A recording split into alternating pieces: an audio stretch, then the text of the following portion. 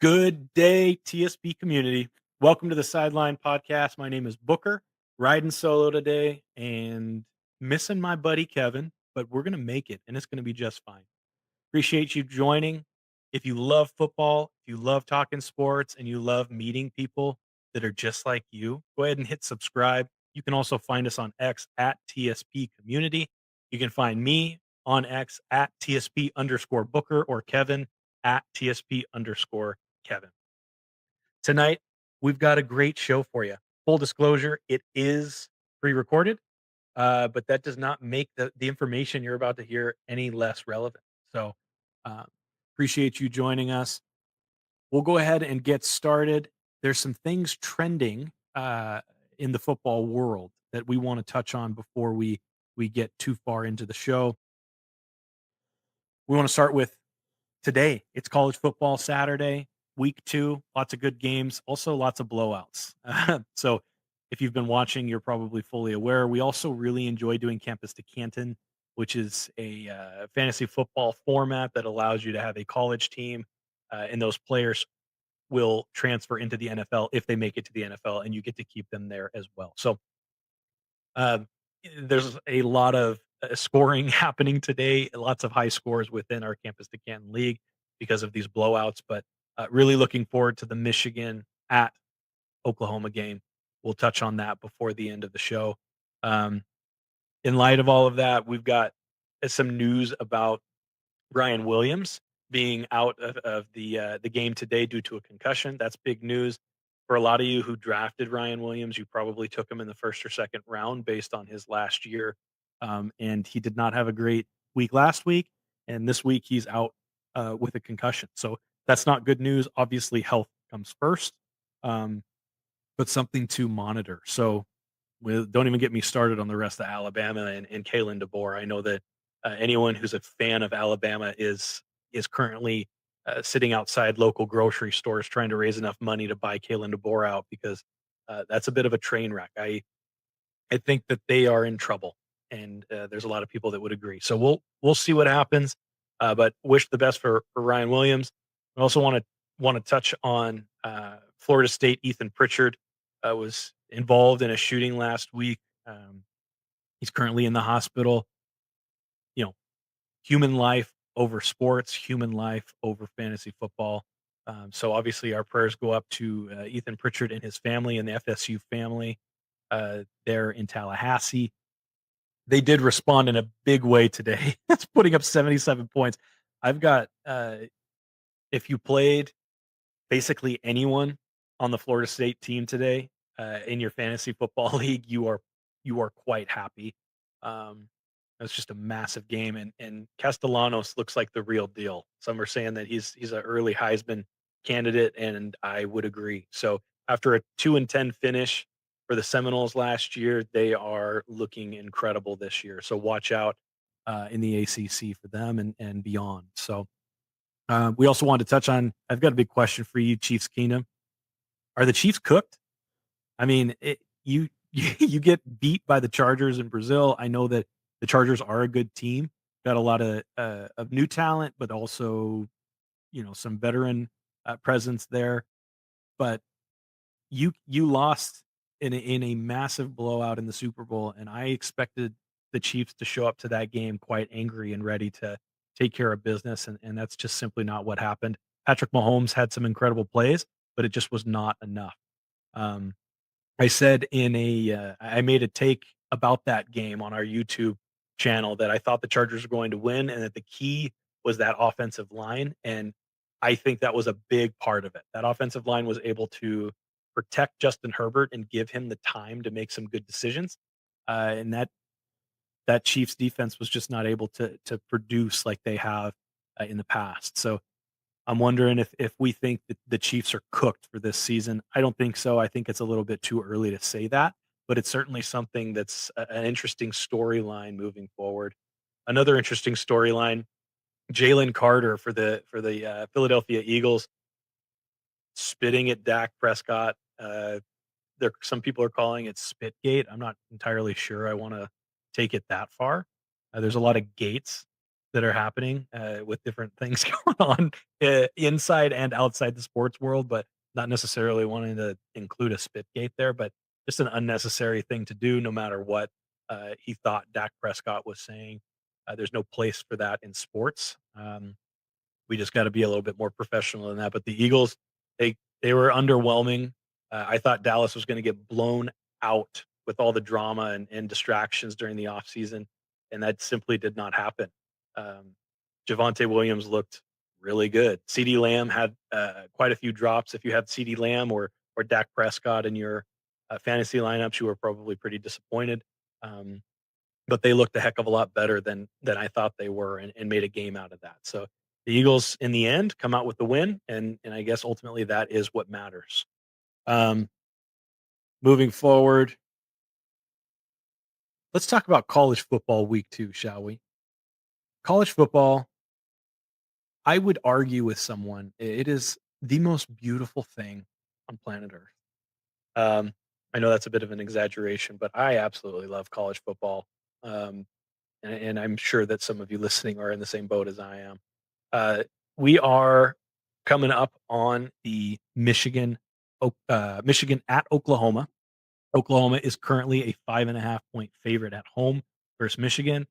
I agree with this. I think John Mateer is the real deal. Bryce Underwood showed last week against New Mexico that he has what it takes to be the future at Michigan. But playing in Norman, Oklahoma is a different ball game, and he is still just a 17-year-old kid. So, um, not taking anything away from the Michigan Wolverines, I think they're going to have an incredible year and years to come as they continue to recruit with Sharon Moore. But I don't think today is their day. John Mateer is lighting it up. He's got that dog in him, and I think that Oklahoma takes this one. It's still going to be a really good game, but I do think that Oklahoma takes this one. I'd be interested in hearing what others think about that. Um, back to the Florida State Seminoles. Wow, I don't know what to say there. 77 points. Uh, Tommy C ended the day with 230 yards, 3 touchdowns. His average completion distance was 23 yards. That is out of control. And you can see that 3 other quarterbacks had some snaps in there. Um, they obviously took their starters out at some point, which was a super wise move. There's no reason to keep guys in to keep padding stats and risk someone getting hurt. So you can also see there's a ton of people rushing. You got I don't even know how many guys that is. They've got different guys, so many guys with carries in this game. Obviously, the big story was Deuce Robinson for Florida State, 5 receptions, 173 yards, and 2 touchdowns. For those of you who do play campus to Canton, if you had Deuce Robinson on your bench like I did, you probably want to put your I don't know, put your head through your TV. You're just feeling that's not going to happen again. I will put Deuce Robinson in my starting lineup moving forward. The guy's an animal. Didn't necessarily have that type of opportunity at USC, but that transfer to Florida State was a good move for him. It turns out. I did not think it would be, but it turned out to be a really good move for him. So obviously a cupcake game, but Florida State has found ways to lose cupcake games in the past, and they left this one no question in this one, 77-3. That's pretty out of control.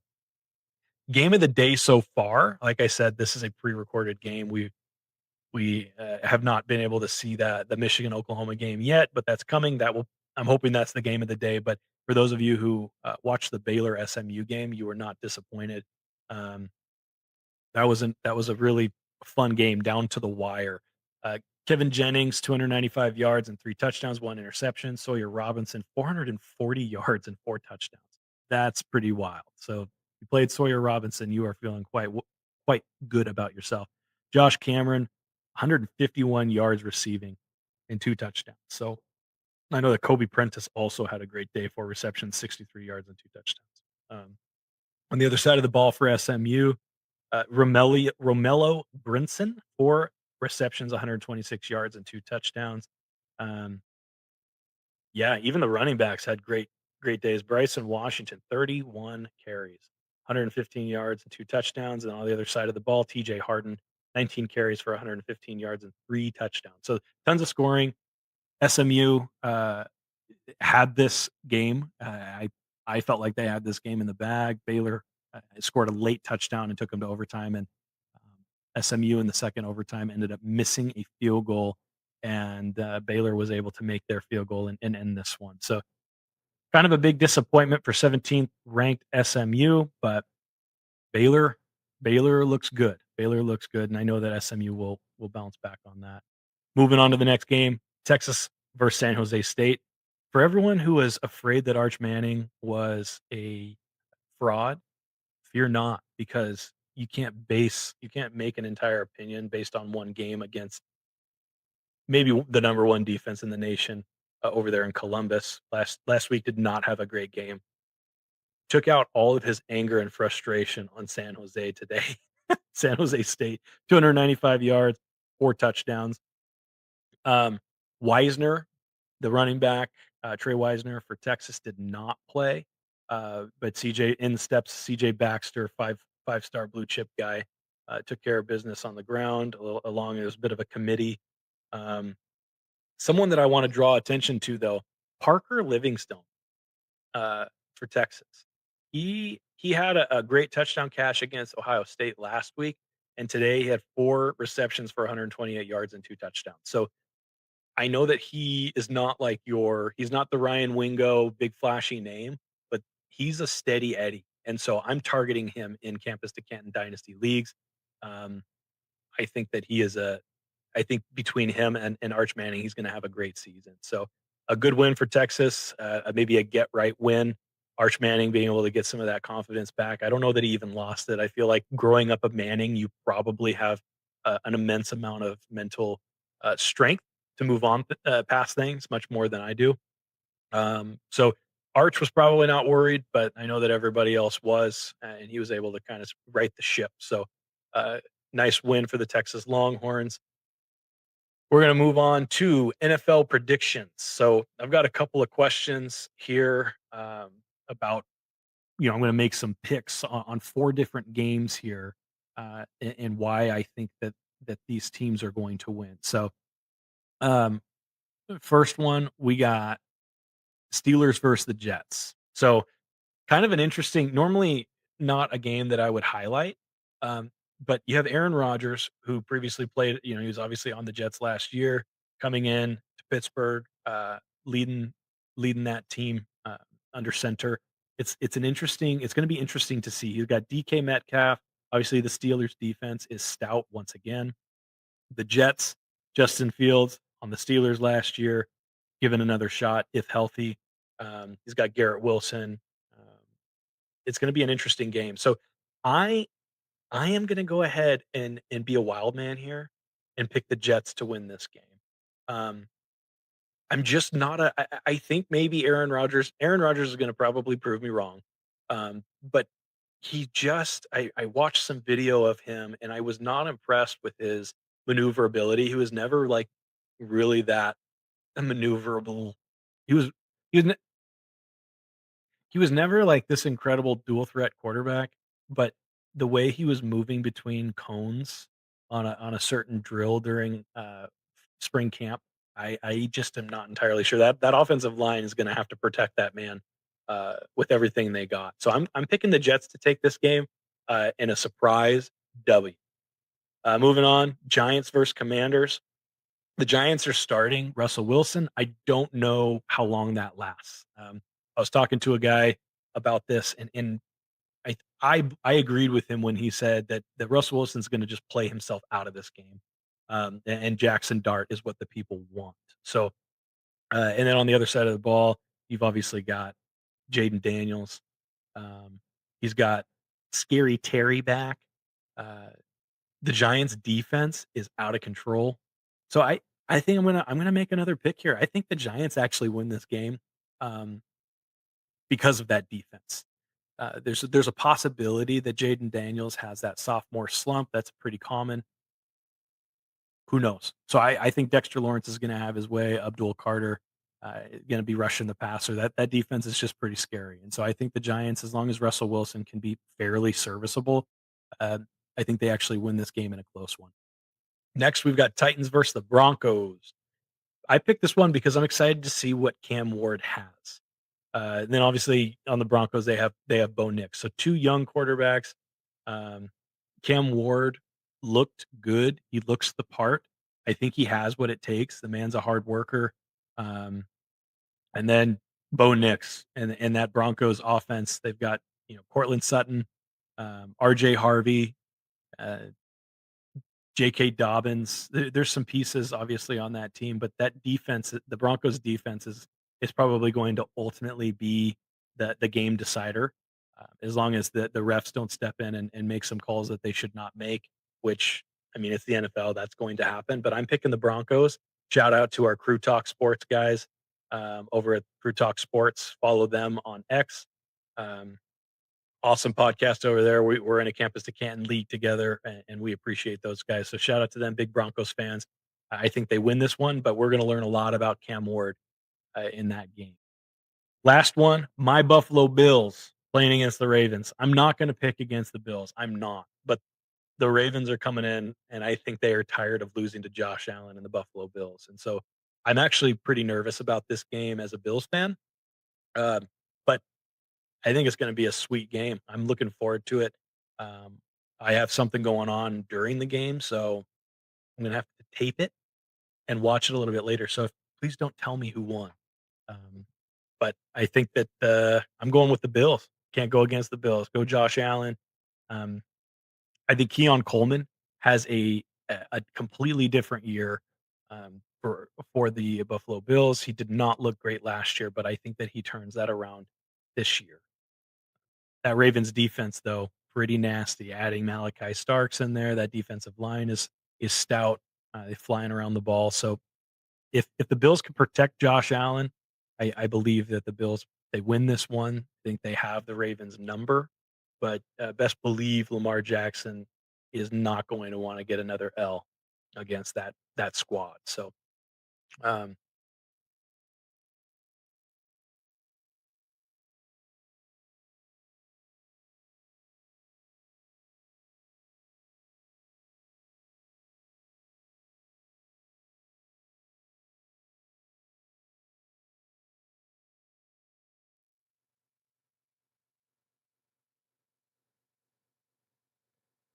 I want to shift gears a little bit here into fantasy football.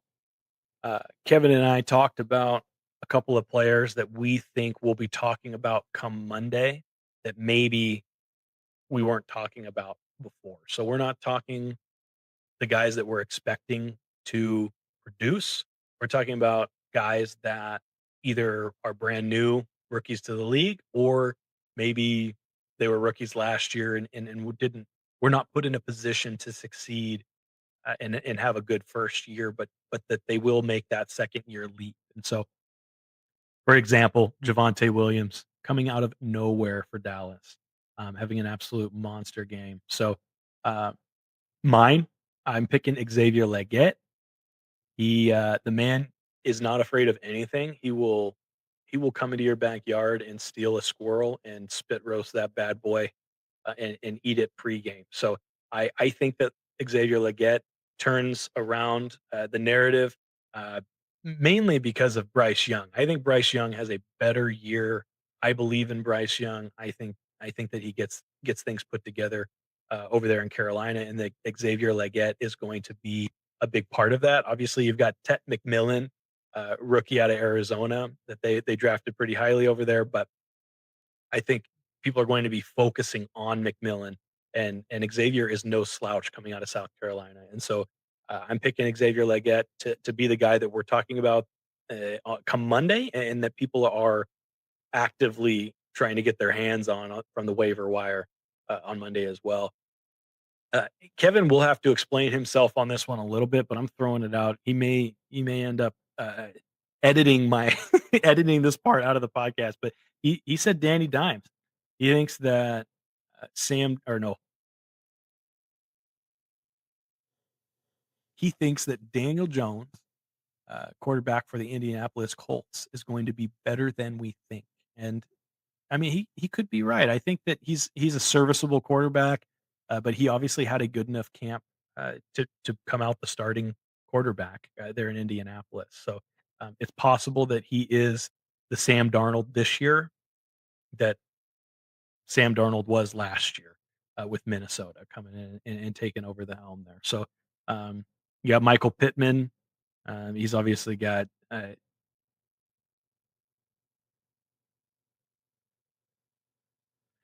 he's obviously got Jonathan Taylor in the backfield to take some of the pressure off, um, and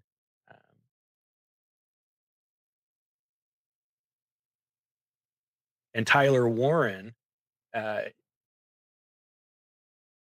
Tyler Warren at the tight end position, who's able to be, uh, the pass catcher, the blocker. He can also, I mean, he's very dynamic, as you know, and so he's able to do a lot of things that maybe a lot of other tight ends cannot do. So shout out to Tyler. I believe Kevin Showalter is just shout out to Tyler Diesel. Kevin believes that Danny Dimes is the future of Indianapolis, and maybe that's actually not true, but who knows? Um, yeah, I'd be interested in hearing if you have anybody that you think will be that player that we are talking about. Feel free to comment below. If you don't want to highlight that player because you're afraid other people are going to take them, you don't have to do that either. So thank you. So I know this is a short show. We normally what we try to do just to share a little bit about uh, TSP and what our vision is. Our vision is to build community, and so we have coined this phrase, and we're not fully committed to it, but we like the idea of a walk on a college football team or on an NFL team. Maybe not the player who's being drafted or recruited highly, but shows up, knows the game, works hard, and is able to contribute meaningfully to their team. And so we like having walk-ons to the show. We want to have more walk-ons to the show. There's a lot of people out there that have football knowledge and football passion, or other sports knowledge and passion that don't have the platform to step on and share their perspective and their knowledge with. So we want to be that place. We want to build that community. So if you're interested in being a walk on the Sideline Podcast, feel free to DM us. Subscribe on YouTube at the TSP community, and we'd be happy to touch bases with you and get you on the show to talk about your favorite team, your fantasy football league. We love sports. We love football. We love people. So please feel free to reach out to us and we'll see what we can do. So thank you so much for joining, for listening in. Again, subscribe on YouTube at the TSP community or on X at the TSP community. We'd love to connect.